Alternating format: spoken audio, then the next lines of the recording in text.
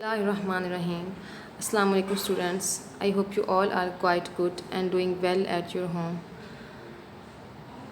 May Allah protect all of us from every disease and disaster and shower His blessing upon all of us. Ameen. Students, today is 5th September, the day is Saturday, class 7th, subject English, and our topic is Makya.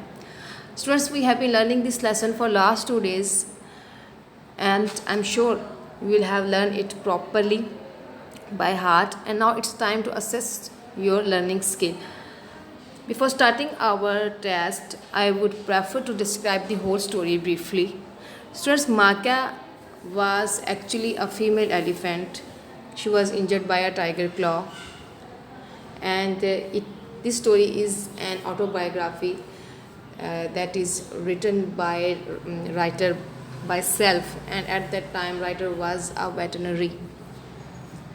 ये story writer ने जब लिखी तो उस time मौलवी हैवानात था, और उसने जब ये स्टोरी लिखी इसके पीछे जो एक सेंस है वो क्या है, इसके पीछे जो इसका स्टोरी का एक होता है ना मकसद, जिसे हम कहते हैं कि क्या इस स्टोरी से हम नतीजा करते हैं, तो वो ये है कि राइटर हमें ये बताना चाहता है इसमें कि जब जानवरों के साथ हम अच्छा सलूक करते हैं, क्योंकि मुसन्निफ जो राइटर है वो उस टाइम मौलवी हैवानात था, तो उसने इसका इलाज किया था। जब उसने इलाज किया तो उसने ये बात रियलाइज़ की कि जब जानवरों के साथ अच्छा सलूक किया जाता है, एलिफेंट्स भी कहता है कि वो सेंस ऑफ ग्रेटिट्यूड देते हैं जब हम उनको पेन से रिलीफ़ देते हैं। जब किसी जानवर को भी पेन से रिलीफ़ दिया जाता है तो वो भी आगे से सेंस ऑफ ग्रेटिट्यूड देते हैं, वो भी ग्रेटफुल होते हैं।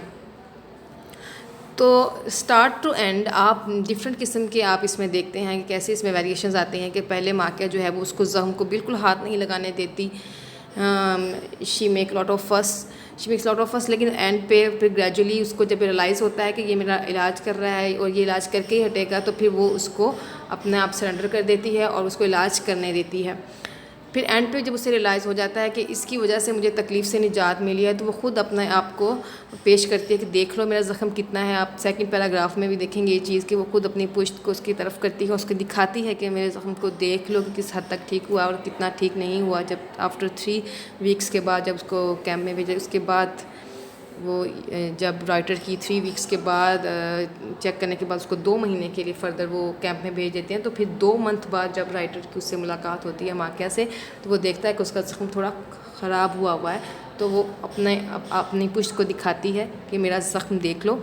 और उसके बाद फिर वो अपने ज़ख्म को हाथ लगाने से बिल्कुल नहीं रोकती, हालांकि उसको उस टाइम राइटर कहता है कि बहुत तकलीफ़ में होती है, लेकिन वो फिर भी अपने ज़ख्म को छेड़ने से, उसको ट्रीट करने से बिल्कुल नहीं रोकती, क्योंकि वो एक अच्छी पेशेंट के तौर पे बिहेव करती है जैसे ह्यूमन बीइंग करते हैं।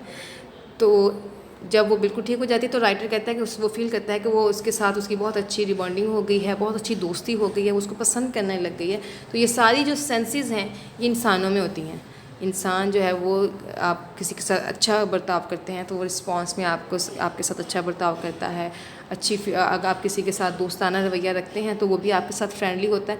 तो ये चीज़ें जो है उसने ये बात समझाने की कोशिश की है कि अगर हम ये चीज़ें जानवरों के साथ भी करें तो वो भी आगे से हमें ऐसे ही अच्छा रिस्पॉन्स देते हैं। सो लेसन में ये चीज़ें थी सारी, और एट दी एंड हमें इसमें लेसन यही मिलता है कि जानवरों के साथ भी अगर अच्छा सलूक किया जाए तो वो भी आगे से सेंस ऑफ ग्रेटिट्यूड देते हैं। Now move toward the test. आपने ये टेस्ट जो है वो अपनी क्लास वर्क होमवर्क की नोटबुक पे ये टेस्ट जो है वो अटैम्प्ट करना है। जैसे हम क्लास में वीकली टेस्ट अटैम्प्ट करते थे, इसी तरह आपने ये टेस्ट जो है वो आज की डेट यानी 5 सितंबर 2020 लिख के सैटरडे का डे मेंशन करके क्लास टेस्ट की हेडिंग देके टॉपिक का नाम माकिया और पेज नंबर मेंशन करके ये टेस्ट आपने अपनी क्लास वर्क होमवर्क की नोटबुक पे अटैम्प्ट करना है।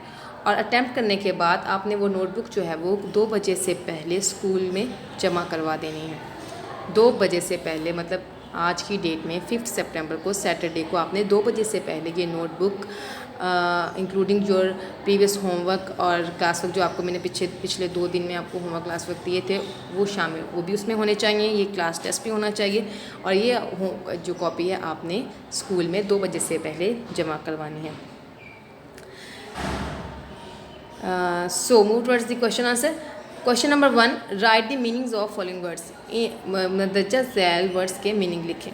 पहला वर्ड है, first word is wet, second is laceration, third one is inspect and fourth is separated.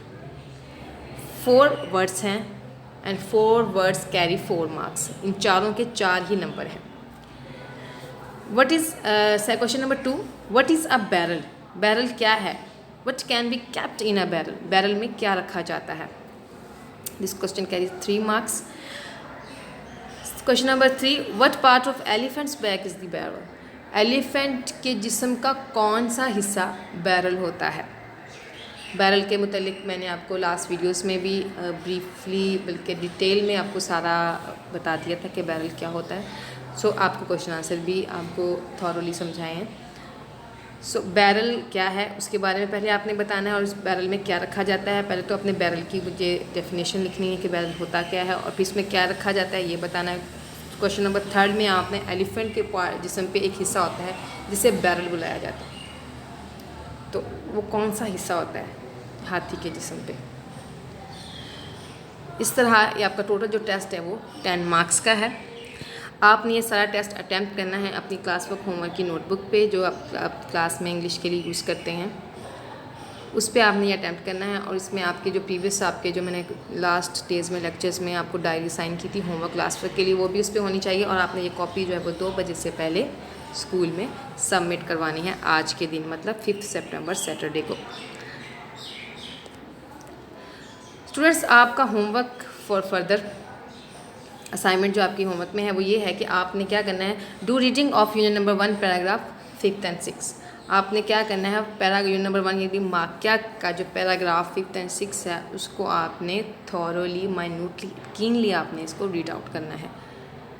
कुछ चीज़ें आप कहते हैं ना, practice makes a man perfect. आप जितनी दफ़ा किसी चीज़ को बार बार करते हैं आप उसमें उतने ही परफेक्ट होते जाते हैं, और हर दफ़ा आपको एक नई चीज़ एक नई चीज़ सामने आती है। इसी तरह आप इस लेसन को दोबारा जितनी दफ़ा आप पढ़ेंगे आपको उतनी ज़्यादा इसकी समझ में आप ये इजाफा होगा। आपको नई चीज़ें आपको ऐसी मिलेंगी जिससे आपको ये लेसन आपके लिए आसान बन जाएगा। सो आपने इन पैराग्राफ्स को अच्छे से रीड आउट करना है, इनको समझना है, अंडरस्टैंड करना है, और इनको समझ के इसके अंदर क्या सेंस दी हुई है वो समझने की कोशिश करनी है। ये आपका लेसन जो है वो आज कंप्लीट हो गया है। नेक्स्ट असाइनमेंट के साथ आपसे फिर मिलेंगे। तब तक के लिए अपने घर वालों का, अपने आसपास लोगों का ख्याल रखिए। अल्लाह हाफिज़।